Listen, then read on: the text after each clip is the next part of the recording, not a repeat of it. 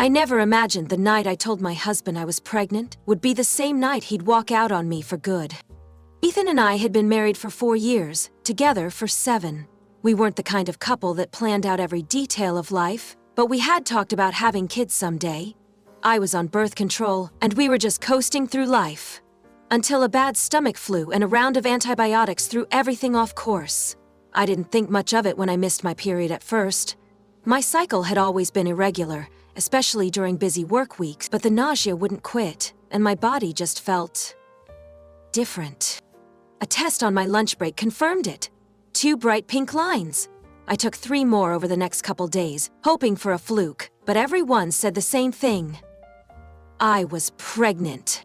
Shock came first, followed closely by fear, but then something I didn't expect crept in. Hope. It wasn't planned, and it definitely wasn't perfect timing, but part of me was excited.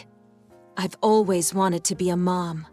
I started imagining tiny sneakers by the front door, bedtime stories, family dinners with a little voice joining our conversations. I gave it a week before telling Ethan.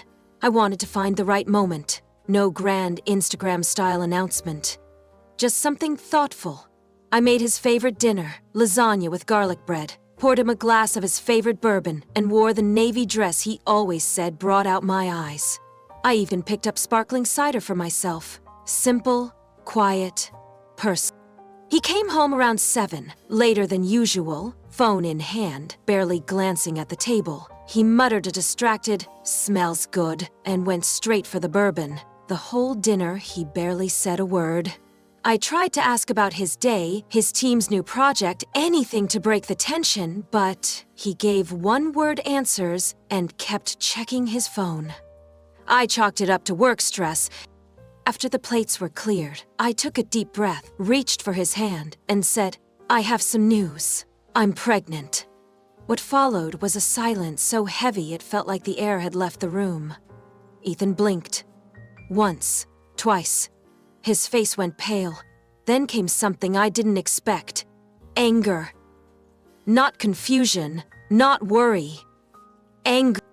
"You ruined everything," he said. "I didn't want this child." I couldn't believe what I was hearing. I tried to explain that it wasn't intentional, that I'd been sick and on antibiotics, but he cut me off. That's when he admitted he'd never actually wanted kids. All those someday conversations we had, he said they were just to keep me happy, that he never meant them. Then came the real blow. He had someone else. A woman he worked with. Her name was Natalie. She was young, fresh as he put it, full of energy and ambition. While I was still trying to process what he'd said, Ethan stood up, walked to the bedroom, and started packing. Not just an overnight bag. A suitcase. I sat frozen at the kitchen table, unable to move or speak. My husband, the man I thought I'd build a family with, was walking out the door before I'd even had a chance to cry. When I finally whispered, "Are you really doing this?" he didn't even look back. He just said, "I can't be a father. I'm not ready," and left. And just like that, the life I thought I had was gone. The next morning, I woke up on the couch, still in the same dress, my body aching from sleep and my heart hollow from the night before. The apartment was painfully quiet. No footsteps, no hum of a video game, no clinking of dishes from the kitchen. Just silence. The air still smelled faintly of garlic and bourbon, the remnants of the dinner that was supposed to mark a new chapter in our lives. Instead, it had ended one. I called my best friend, Rachel. When she picked up, I couldn't even form words. I just sobbed. She was at my door within 30 minutes, hair still wet from the shower, wearing mismatched socks and holding a bag of pastries and tissues. She didn't ask questions. She just hugged me and let me fall apart in her arms. When I finally got the words out, when I told her Ethan had left the same night I told him I was pregnant, her eyes welled up. "I'm so sorry, Harper," she whispered.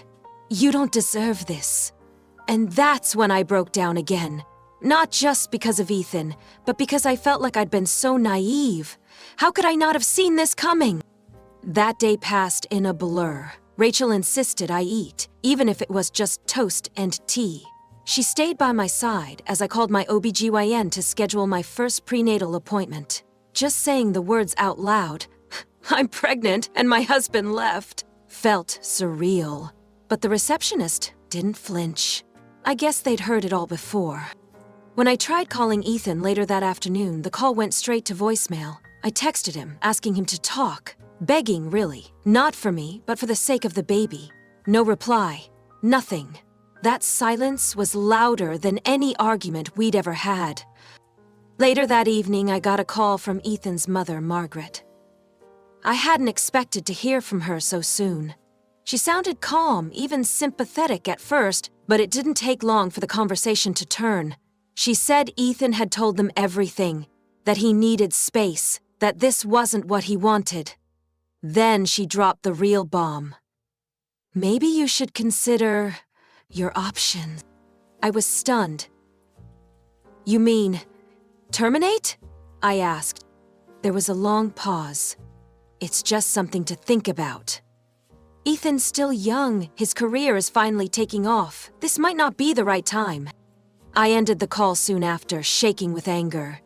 Her words were like poison. I had been with their son for 7 years. I'd supported him through job losses, moves, late-night panic attacks about deadlines. And now, when I needed them most, they were treating me like a problem to be erased. That night, I stood in the bathroom staring at the ultrasound appointment card I'd stuck to the mirror. I wasn't sure how I'd get through this, or what kind of future I could offer a child alone. But I knew one thing for certain. I was keeping this baby. My baby. Ethan might have walked away, and his family might have turned their backs. But I wasn't going to abandon the one innocent soul who hadn't done anything wrong. I placed my hand gently on my stomach. "It's just you and me now," I whispered. "But we're going to be okay." The weeks that followed were some of the hardest of my life. I went to work every day, trying to function as if my world hadn't just collapsed. Smiling at coworkers, answering emails, sitting through meetings while my mind drifted back to Ethan's empty side of the bed. I had mastered the art of pretending everything was fine. But inside, I was running on fumes. My first prenatal appointment came quickly. I sat in the waiting room alone, surrounded by couples holding hands and talking softly. Every now and then, I'd feel someone's eyes on me, maybe wondering where the father was. I kept my eyes on the floor. When they finally called my name, I followed the nurse into the exam room. She was kind, chatty even, asking about morning sickness and cravings. I answered mechanically. Then came the moment I didn't know I'd been dreading, the ultrasound. As the technician moved the probe across my belly, a soft, rhythmic whooshing filled the room. The heartbeat. Something cracked inside me. Tears slipped down my cheeks before I could stop them. The technician smiled, thinking they were happy tears. I didn't correct her. I stared at the tiny, fluttering shape on the screen, this little person I hadn't even met yet. And I felt something I hadn't expected. A surge of fierce, protective love. That's when I knew I could do this. Maybe not perfectly, maybe not easily, but I could do it.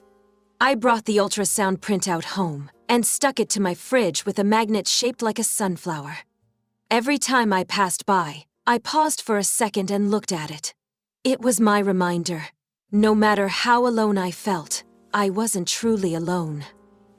About a week later, I finally heard from Ethan. But not a phone call, not a conversation. Just a cold, emotionless text. "I'll send some money for bills. I'm staying at Vanessa's. No apology. No how are you. Not even a question about the baby." I stared at the message, fingers trembling. I didn't reply. That same day, a manila envelope arrived in the mail. Legal paperwork from a divorce attorney. Ethan hadn't just walked away. He was trying to erase me entirely. The final blow came when I noticed he'd taken his name off our joint savings account. I had $214, 0 cents to my name, a rent payment due in 10 days, and a baby on the way. I called a lawyer the next morning. Rachel helped me comb through my finances, every line item, every bill. I canceled subscriptions, sold a few things online, and applied for a part-time freelance gig to bring in extra cash. It wasn't much, but it was something. I created a spreadsheet labeled Baby Plan and filled it with everything from diaper costs to daycare estimates. The numbers didn't add up, but the act of planning gave me some sense of control. 3 weeks after Ethan left, his father Richard called me. Unlike Margaret's cold indifference, Richard at least tried to sound concerned. He said Ethan was struggling and that this whole thing caught him off guard. I bit my tongue while he danced around the word abandoned. He offered to send some money until things settled down. I accepted. Not for Ethan's sake, but for my baby. That night, I sat on the floor of what used to be Ethan's office. I'd already started boxing up his books and tech gear. It hurt, but it also felt necessary. Like reclaiming space, not just physically, but emotionally. I pulled out a notepad and wrote at the top, "Our new beginning." This wasn't the life I had planned, but it was the life I was going to fight for. For me. For my baby. For the family we were going to be, even if it was just the two of us. The day I moved out of the apartment Ethan and I once shared, the sky was overcast, the kind of gray that hangs heavy. Julie came with her SUV, and together we packed boxes in silence. Every room held echoes of what used to be. His laugh in the kitchen, lazy Sunday mornings on the couch, whispered promises we thought we meant. But each box I taped shut felt like closing the door on a version of me who waited for someone who'd already left. My new place was a 2-bedroom rental with outdated carpets and squeaky cabinets, but it had sunlight in the mornings and a little nook I turned into the nursery. I bought secondhand furniture and painted the walls a soft sage green. I hung fairy lights above the crib and framed the ultrasound photo that had once lived on my fridge. It wasn't perfect, but it was ours. Work became my anchor. My boss, Lauren, knew I was going through a lot, and she let me switch to a hybrid schedule. I'd log in early, take breaks when the nausea hit, and power through emails with my swollen ankles propped on a pillow. Colleagues tiptoed around me, unsure what to say, but Lauren pulled me aside one afternoon and said, "You're stronger than you know, Melissa, and you're not alone." Around 7 months pregnant, I had a small baby shower. Julie organized it with just a handful of friends, some homemade cupcakes and paper decorations she found on Etsy. No grand gestures, no social media spectacle, just people who showed up. When I opened a gift bag and found a tiny onesie that read "Mommy's Hero," I broke down. For the first time in months, I cried, not out of grief, but out of gratitude. The following week, I got a text from Richard again, asking if he and Margaret could meet me for coffee. Against my better judgment, I agreed. We met at a diner halfway between our homes. Richard looked tired. Older somehow. Margaret wore sunglasses indoors and barely said a word. They asked about the pregnancy, how far along I was, if I'd picked a name. Then came the real reason. "Chad's been struggling," Richard said. "He's in therapy now. He wants to do better." Margaret chimed in.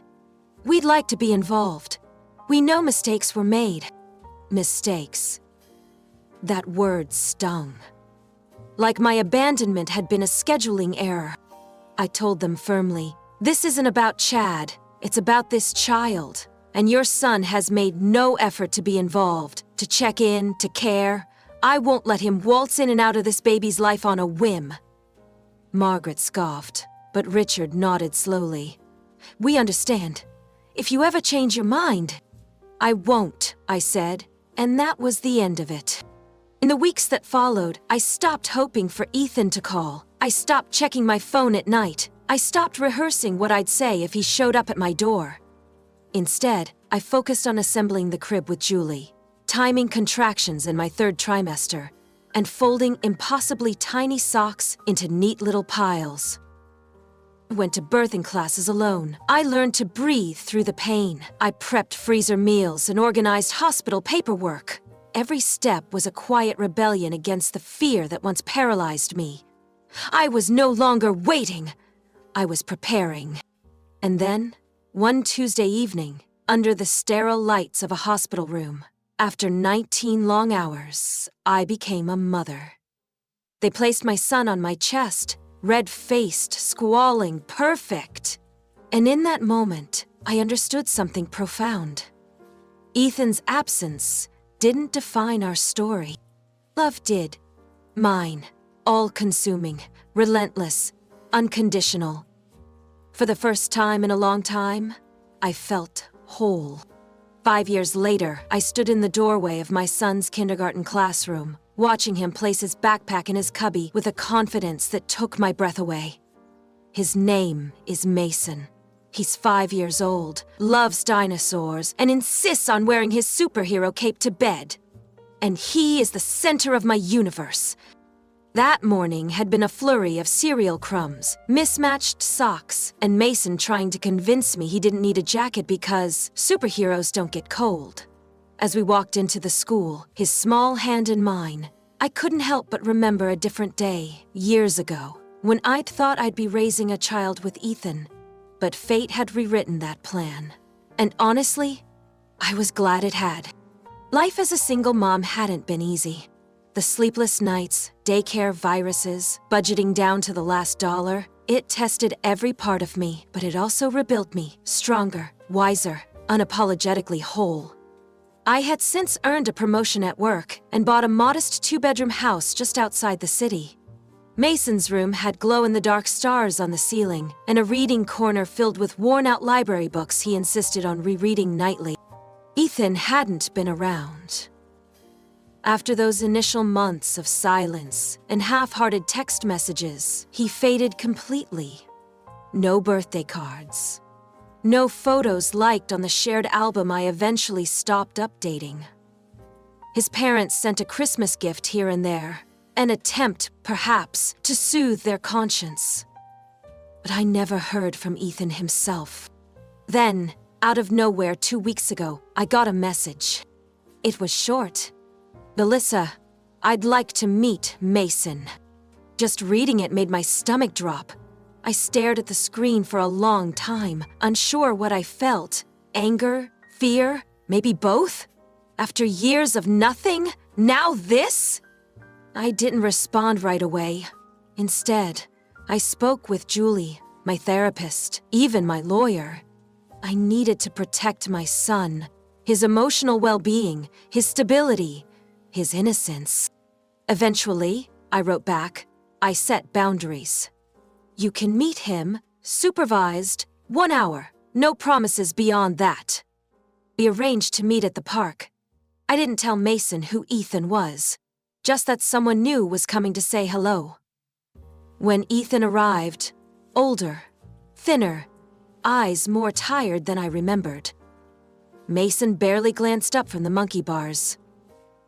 Ethan brought a toy car, clearly unused. Its price tag still dangling from the wheel. They sat on a bench. Ethan asked a few questions. Mason answered politely, distracted by the squirrels chasing each other nearby. There was no spark of recognition, no invisible bond pulling them together. Ethan looked at him like a stranger, and to Mason, that's exactly what he was. After 45 minutes, Mason tugged my hand and said, "Can we go get ice cream now?" I nodded, thanking Ethan for coming, and we left. That night, as I tucked Mason into bed, he asked, "Was that man supposed to be important?" I paused. He was someone I used to know. Mason thought for a moment. He didn't seem very fun. I smiled, kissed his forehead. "You've already got all the fun you need." Later that week, Ethan texted again. He wanted to try being more involved. I told him it would take more than a park visit to earn that place. It would take showing up, consistently, without expectation of reward. But I wasn't waiting on him anymore. I wasn't hoping. My son and I had built a life from the ashes of abandonment. A life filled with pancakes on Sundays, soccer games on Saturdays, and bedtime stories every night. A life where love wasn't something you had to chase, it was just there. Ethan may never understand what he lost, but Mason would always know what he gained. A mother who stayed, a home that held him, a life that, while imperfect, was real, honest, and his.